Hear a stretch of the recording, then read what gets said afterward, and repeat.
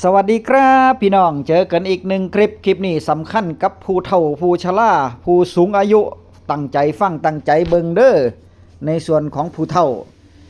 ก็ถือว่ามีภัยแจ้งเตือนเข้ามาแล้ว นะก็เกษตรกรชาวนาก็จะได้เริ่มเก็บเกี่ยวเข้าเจ้าดอกขอ15แล้วเนาะครับเนาะจะได้เริ่มปลายตุลาเนี่ยก็จะได้เริ่มเก็บเกี่ยวแล้วแต่ในส่วนของอ่า สภาพแวดล้อมภูมิอากาศก็จะปลายฝนต้นหนาวเข้าสู่หน้าหนาวเด้อรักษาสุขภาพกันให้ดีนะครับเนาะไอโคกคักๆก็จะมาแล้วได้บ่ดิตอนเช้าหมอกแน่นำข้างแน่อย่าให้ดนหัวเอาไปมาเบิ่ง โอ้ยกะว่า60แล้วจะได้เงินเดือนกับเขาโอ้ยจะบ่ได้ตัวนี่แบบนี้แม่นบ่แย่เลยแล้วถ้าบ่ได้นี่แย่เลยแล้วต้องกลับไปเป็นหนุ่มอีกรอบนึงพุ่นแล้ว อย่าไปเท่าเด้อ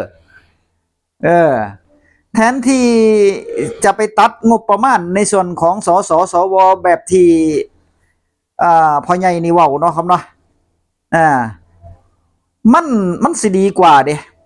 เพราะว่างบประมาณในเบี้ยเลี้ยงชีพในเบี้ยเข้าเพิ่นมื้อนึงเพิ่นกินมื้อละ500 บาทเพิ่นเด้พี่น้องเลี้ยงเข้าสสน่ะ500ถึง 1,000 บาทเพิ่นเด้โอ้ยค่ากับข้าวประชุมสภานั่นเงินเดือนผู้เฒ่าทั้งเดือนเลยเด้นั่นมื้อนึงคาบนึงนั่น ก็คือบ่ไปตัดงบประมาณตัวนั้นเฮฮาปาร์ตี้กันหลายโพดรวยก็รวยอยู่แล้วเนาะครับเนาะเงินทองนี่โอ้ยบ่อึดบ่อยากอยู่แล้วมีเงินเป็นสสมีเงินจะเป็นพันๆล้านร้อยๆล้านพุ่นเด้เพิ่นเป็นนั่นก็คือมาโฉกมาฉวยมาเอาเงินซุมนี้ไปเงินรัฐบาลไปเงินประเทศไปแต่ว่าจะมาตัดเบี้ยยังชีพผู้สูงอายุซึ่งได้เดือนละ500 600 700 800พันหนึ่งส่วนน้อยเลย6-700เนี่ยหลายนะครับนะผู้เฒ่าเดือนหนึ่งเดือนหนึ่งกว่าจะได้เงินเดือนนี่600 700เนี่ยบ่สิพอซื้อหยังได้เนาะครับเนาะเฉลี่ยรายวันเด้ล่ะเฉลี่ยรายวันตกวันละจักบาทเอาค่ากับข้าวนี่ไปเท่าใดแหละแต่ละมื้อแต่ละเว้นนั่นก็คือสิไปตัดผู้เฒ่าผู้แก่แบบนี้พ่อใหญ่กันก็จะบ่ยอมคือกันเด้อพี่น้องซอยกันออกมาเรียกร้องเด้อพี่น้องเด้อโดยเฉพาะผู้เฒ่าอายุ60ไปอายุ60ปีขึ้นไปนี่หรือว่าลูกหลานที่มีพ่อใหญ่แม่ใหญ่อายุ60ที่บ่มีบัตรสวัสดิการแห่งรัฐเนาะอ่าแต่ว่าคนที่ถือบัตรสวัสดิการแห่งรัฐนี่รวยบ่แท้รวยบ่จริงรวยปลอมก็มีเด้ไอ้โจรปลอมก็มีโจรปลอมๆน่ะอ่าคนที่ถือสวัสดิการแห่งรัฐครับขี่รถเย็นขี่ซุมื้อนี่มันเป็นความแตกแยกทางชนบทเลยเด้สังคมชนบทบ้านเฮานี่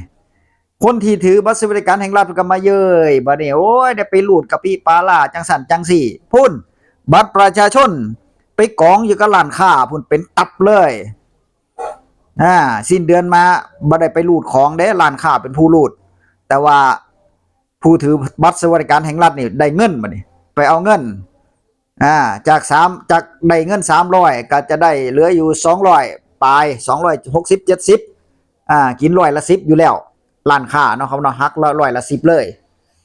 ร้านค้าก็ไปทำรายการปลอมขึ้นมาแบบนี้ขึ้นมาว่าซื้อนั่นซื้อนี่ซื้อนี่ซื้อนั่นให้มันครบ300ลองมาตรวจสอบเบิ่งมีทุกหมู่บ้านมีทุกหมู่บ้านเลยนี่เพิ่นเอิ้นน่ะบัตรคนจนเนี่ยพอในการว่ายกเลิกซะนะครับนะยกเลิกแบบสสการเว้าล่ะพอในการว่า แต่ว่าคนที่มีบัตรสวัสดิการแห่งรัฐเพิ่นก็บ่อยากให้ยกเลิกเด้เนาะเพิ่นก็บ่อยากยกเลิกเด้เพราะเพิ่นได้เด้เนาะ แต่ว่างบประมาณพวกสสพวกสวนี่เงินเดือนจะเป็นแสนพุ่นพี่น้องตัดคนละ 2,000 3,000มันสิเป็นหยังล่ะให้มันเหลือสักเดือนละ 50,000 60,000นี่ที่เหลือก็เอามาแจกจ่ายกับให้กับ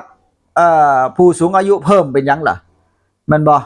แน่ค่าคนเฮามันต่างกันหม่องนี่ค่าคนเฮาเนี่ยมันต่างกันเด้ต่างกันแบบรีบลับราวฟ้ากับดินเลยพี่น้องเอ้ยก็แบบกับแบบเดียวกับเกษตรกรชาวนาเฮากับนายทุนนั่นล่ะนายทุนนี่จิกหัวกินเหยียบหัวชาวนากินเด้แม่นบ่เข้าคุณไปเฮ็ดมาได้จักตันต่อปีนี่ได้5ตันต่อปีตันละหมื่น1จังซี่นี่แต่ว่านายทุนไปขาย15,000บ่ได้เฮ็ดนาจักม่องแต่ว่าได้ตันละ 5,000 5ตัน5 25ได้ 25,000น่ะนายทุนน่ะโอ้ยนี่คนเฮาความแตกต่างมัน แบบลิบลับเลยความแตกต่างมันแบบลิบลับเลยนะครับเนาะแต่ว่าทุกคนนี่เกิดมาเลือกบ่ได้เลือกเกิดบ่ได้เพราะฉะนั้นก้มหน้าก้มตาสู้กันต่อไปแต่ว่าขอร้องอย่างเดียวอย่าตัดเบี้ยคนชราอย่าตัดเบี้ยคนยังชีพอย่าตัดเบี้ยยังชีพเนาะครับเนาะเพราะว่ามาเบิ่งผู้เฒ่าผู้แก่ที่ติดหนี้ติดสินธนาคารธกสนี่บ่อึดเลยในชุมชนมันพอยการมันสิน้อยเนาะแต่ละคนบ่มีบัตรสวัสดิการแห่งรัฐเบิดตอนไปเฮ็ดนั่นเพิ่นบอกว่าคุณมีที่เกิน20ไร่ไม่ให้ถ้าหงายหลังกลับมาตายแล้วบ่นี่โอ้ย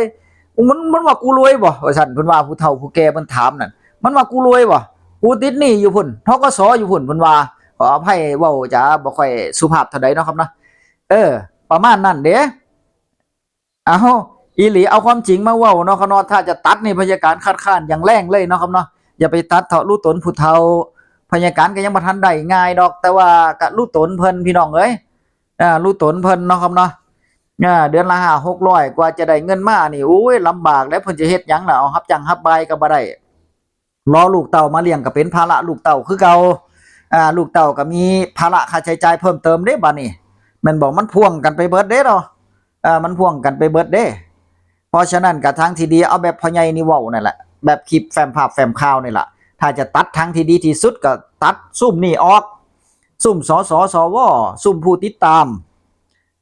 ซุ่มครมได้เงินเดือนสสยังบ่พอได้เงินเดือนรัฐมนตรีได้เงินเดือนอันนั้นอันนี้อีกบัดนี้โอ้ยหลายอย่างหลายเลี้ยวหลายอันแน่คนถึงอยากไปเป็นไงกันพี่น้องซื้อได้ก็ซื้อเสียงนั่นคนถึงอยากเป็นไงคนถึงอยากเป็นสสคนถึงอยากเป็นรัฐมนตรียอมเป็นงูเห่างูจงอาง